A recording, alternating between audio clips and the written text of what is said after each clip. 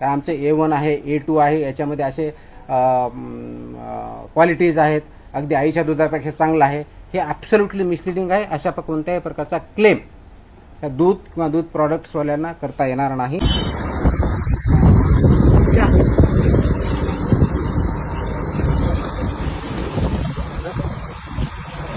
Shampoo, detergent, palm तेल याच्यामध्ये भेसळ द्रव्य आम्हाला जे सापडले आहेत ते स्कीम मिल्क पावडर, हे परमिट पावडर, इमल्सिफायर हे केमिकल आहे, इंडस्ट्रियल केमिकल आहे, ते याच्यामध्ये वापरलं जातं, ते बॉन्डिंग एजंट म्हणून वापरलं जातं. नमस्कार मित्रांनो, स्वागत आहे तुमचं आपल्या चॅनलवरती. तर आजचा हा व्हिडिओ काढण्याचं एकच कारण आहे, ते म्हणजे जगात किती भेसळ चालू आहे तुम्हाला तर लक्षात आलीच असेल, न्यूज तुम्ही बघतच असाल. कारण की आपले जे साहेब आहेत तुकाराम मुंढे साहेब, जे की IAS ऑफिसर आहेत, आणि पहिल्यांदा असा एक ऑफिसर बघत आहो की जे कोणाला न घाबरता काम करत आहे आणि एक नंबर काम करत आहे. असे ऑफिसर म्हणजे प्रत्येक जिल्ह्यात, प्रत्येक राज्यात हवे आहेत.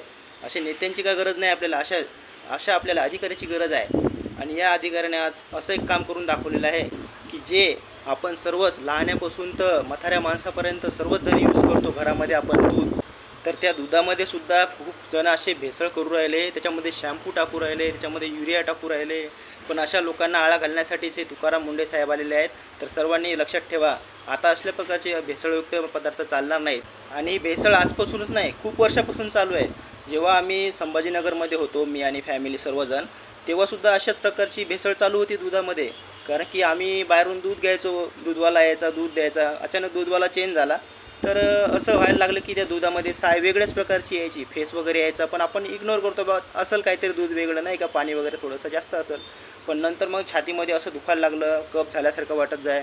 नंतर मग एका मित्राला मी सांगितलं की यार असं असं प्रॉब्लेम दुखत आहे. ते म्हणलं की यार दुधामध्ये वगैरे काही प्रॉब्लेम असू शकते, कारण की आजकाल दुधामध्ये भेसळयुक्त पदार्थ यूज करतात बुवा, म्हणजे युरिया वगैरे टाकत आहेत. तर मग मी दूध चेंज केलं, तर लगेच हेल्थ थोडी थोडी जागेवर आली.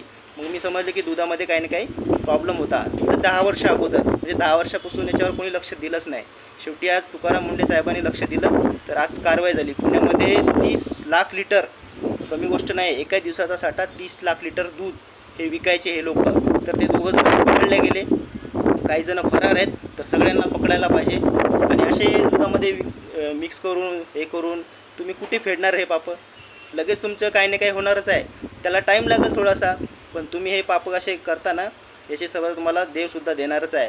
तर असे काही कामं करत जाऊ नका.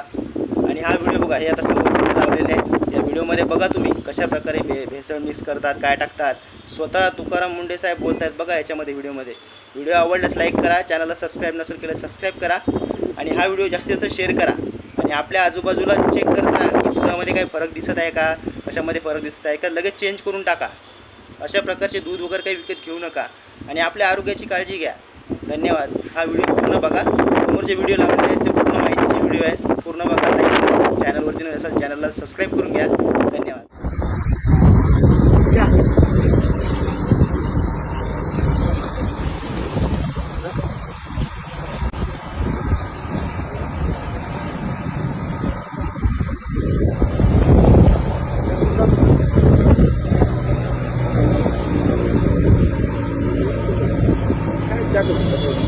नाही नाही काहीच नाही.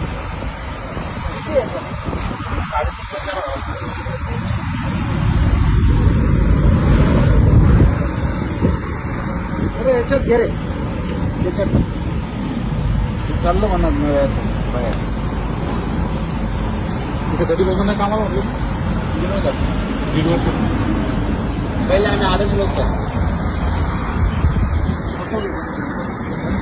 शॅम्पू, डिटर्जंट, पाम तेल याच्यामध्ये भेसळ द्रव्य आम्हाला जे सापडले आहेत ते स्कीम मिल्क पावडर, हे परमिट पावडर, इमल्सिफायर हे केमिकल आहे, इंडस्ट्रियल केमिकल आहे, ते याच्यामध्ये वापरलं जातं, ते बॉन्डिंग एजंट म्हणून वापरलं जातं.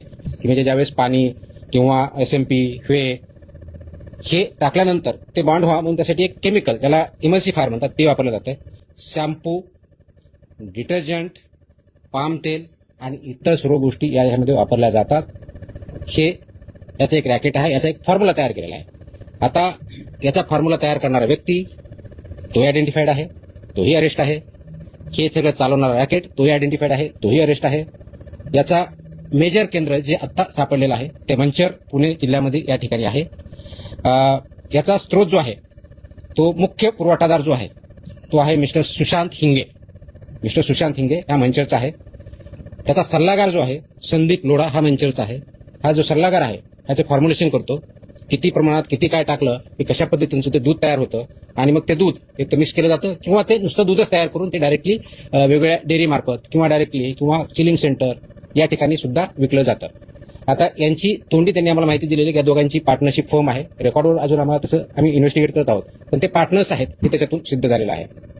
यांची मोडस ऑपरेंडी काय, हा जो ॲडवायझर आहे आणि हा जो म्हणजे सुशांत हिंगे आणि संदीप लोढा हे जे दोघं जण आहेत हे जरी दाखवताना वेगळे दाखवतात. म्हणजे हा ॲडवाइज करतो, मी फॉर्म्युलेशन देतो, तो जे आपले कलेक्शन सेंटर्स आहेत, चिलिंग सेंटर्स आहेत, वेगवेगळ्या डेअरी आहेत किंवा शेतकरी आहेत यांच्यापर्यंत पोहोचतो की हा मी फॉर्म्युला देतो, तुमच्याकडे हे दुधाची क्वालिटी कशी वाढवायची किंवा दुधाची क्वांटिटी कशी वाढवायची, हे केल्यानंतर तुमचं किती रुपयाला दूध पडतं. तर ह्याचा फॉर्म्युलाने तयार केलेलं दूध हे म्हशीचं जे दूध आहे क्वालिटी त्या लेवलचं दूध हे सर्वसाधारणपणे 30 रुपये प्रति लिटर याप्रमाणे प्रोडक्शन हा करतो. हे सगळं केमिकल युक्त दूध. गाईचं असेल तर सर्वसाधारण 15 रुपये प्रति लिटर या रेटनी तो प्रोडक्शन करतो. आणि गाईचा रेट आता बघितलं 40च्या आसपास आहे. म्हशीच्या दुधाचा रेट ऑलमोस्ट 60+ आहे. म्हणून त्याच्यामध्ये ऍड करून ते वेगवेगळ्या डेअरी मार्फत, चिलिंग सेंटर मार्फत, कलेक्शन सेंटर मार्फत हे मार्केटमध्ये आणलं जातं आणि लोकांपर्यंत ते पोहोचवलं जातं. यांची कार्यपद्धती जी आहे शेतकऱ्यापर्यंत डायरेक्टली पोहोचणं, त्यांना विकणं ही एक आहे. म्हणजे फॉर्म्युला प्लस मटेरियल. दूध संकलन केंद्र जे आहेत त्यांच्यापर्यंत पोहोचणं आहे. चिलिंग सेंटर आहेत त्याच्यापर्यंत ते जात आहेत, त्यांना पण हे फॉर्म्युला आणि मटेरियल देत आहेत. मोठे पॅकिंग केंद्र आहेत. त्याच्यानंतर बेसद्रव्य यांचा पुरवठा हिंगे हे करतात, यांच्यामार्फत होतो. पाणी, SMP, whey, permit powder, emulsifier, shampoo, detergent, palm तेल याचं प्रमाणबद्ध जे काही त्यांनी फॉर्म्युला सो कॉल डेव्हलप केलेला आहे आणि त्याची intellectual property mister Sandeep Lodha यांची आहे, हे त्याप्रमाणे ते फॉर्म्युला तयार केलेला आहे. त्याप्रमाणे ते दूध तयार करतात, सो कॉल दूध म्हणजे केमिकल दूध ऍक्च्युअली, आणि ते चांगल्या दुधात मिसळतात किंवा डायरेक्टली पण त्याच प्रकारे फक्त मोस्टली करतात आणि त्याप्रमाणे त्याचं मग पुढची जी काही प्रोसेस आहे. तर आमचे A1 आहे, A2 आहे, याच्यामध्ये असे क्वालिटीज आहेत, अगदी आईच्या दुधापेक्षा चांगलं आहे, हे ॲब्सोल्युटली मिसलिडिंग आहे. अशा कोणत्याही प्रकारचा क्लेम दूध किंवा दूध प्रॉडक्ट्सवाल्यांना करता येणार नाही.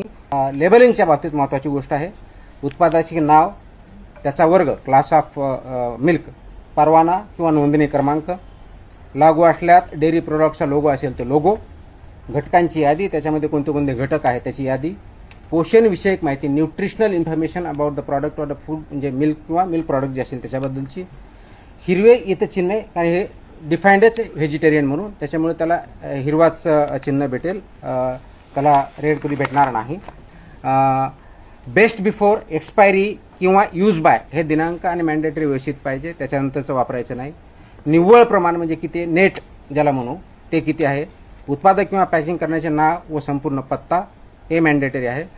कोणत्याही दूध किंवा दुग्धजन्य पदार्थाचे संघटन, फॅट, SNF, पोषण मूल्य, सेंद्रिय, नैसर्गिक, A1, A2 किंवा आरोग्याविषयक गुणधर्म याबाबत कोणताही खोटा, दिशाभूल करणारा किंवा अतिशयोक्ती दावा करता येणार नाही. आपण जे लेबलिंग करू किंवा ॲडव्हर्टाईज करताना ह्या कोणत्याही गोष्टी याच्यामध्ये चालणार नाही. तर आमचे A1 आहे, A2 आहे, याच्यामध्ये असे क्वालिटीज आहेत, अगदी आईच्या दुधापेक्षा चांगलं आहे, हे ॲब्सोल्युटली मिसलिडिंग आहे. अशा कोणत्याही प्रकारचा क्लेम दूध किंवा दूध प्रॉडक्ट्सवाल्यांना करता येणार नाही. आणि असं जर कोणी करत असेल त्यांच्यावरती प्रॉसिक्युशन आणि क्रिमिनल प्रोसिडिंग सुद्धा आम्ही करू. तुम्हाला थोड्याशा लाजाबिजा वाटतात का नाही? दुधामध्ये तुम्ही शॅम्पू, युरिया असे मिक्स करून राहिले. इथं नाही तर तुम्हाला कुठं ना कुठं असेच ॲक्सिडेंट मारतात तुम्ही, काही ना काही होऊन जाईल तुम्हाला. दुधामध्ये मिक्स करून राहिले शॅम्पू, हे ते बरं झालं तुकाराम मुंडे साहेब आले. आता तुमची काय खैर नाही. आता लक्षात ठेवा, याच्या पुढे तुमचं काय चालणार नाही. आता तुकाराम मुंडे साहेब काय यांना सोडणार नाहीत. तरी सगळ्यांनी आता जे पण असे काय कामं करत असतील हे असे आता शिव्या देऊ राहिले, पण जाऊ द्या. आता आपले सगळे यूट्यूब फॅमिली आहे, पण अशा प्रकारची मिलावट करत जाऊ नका. चांगले राहत जात, तुमचे पण लेकरं बाळा असतील घरी. वरती बघा ना, आता कोणता नेता लोक याच्यामध्ये हात नाही घालणार, कारण की ते जे भेसळयुक्त पदार्थ जे करू राहिले आत्तापर्यंत किती वर्ष झाले करू राहिले, तर याच्यामध्ये कोणाचं लक्ष असेलच ना. पण मुद्दा म्हणून कोणी बोलत नाही, कारण की यांच्या जवळचे असतात ना ते, त्याच्यामुळं